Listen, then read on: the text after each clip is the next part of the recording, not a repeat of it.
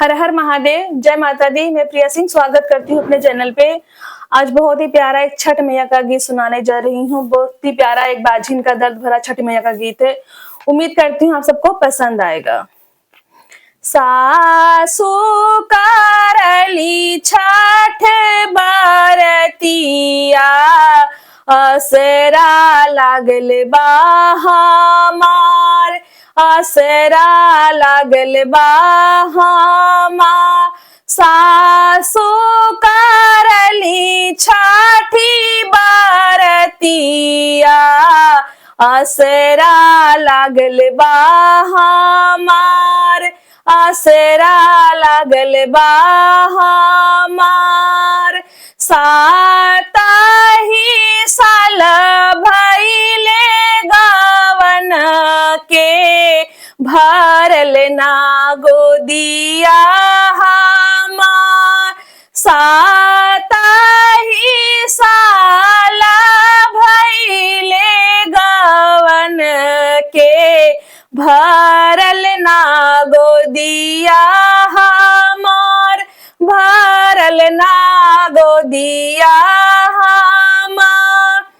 छठी माई के महिमा महान, बा जाने दुनिया जहान, जाने दुनिया जहान। आदित्य मल के महिमा बा महान, जाने दुनिया जहान, जाने दुनिया जहान।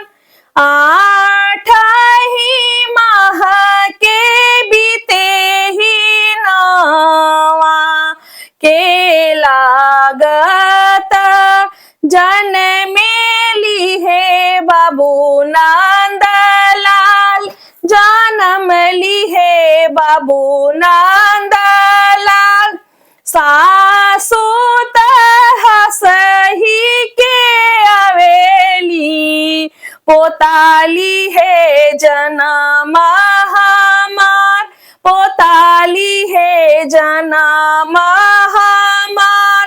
ननद हंसी के अवेली आंगनवा, भतीजली है जनम हमार।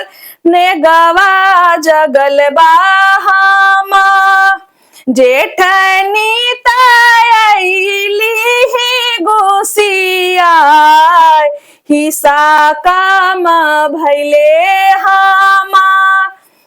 सासु ही करे छठी बरतिया, असरा लागल बा हमार, असरा लागल बा हमार। सातही साल भइले गवन के, गोदिया नहीं ललन हमार। धन्यवाद।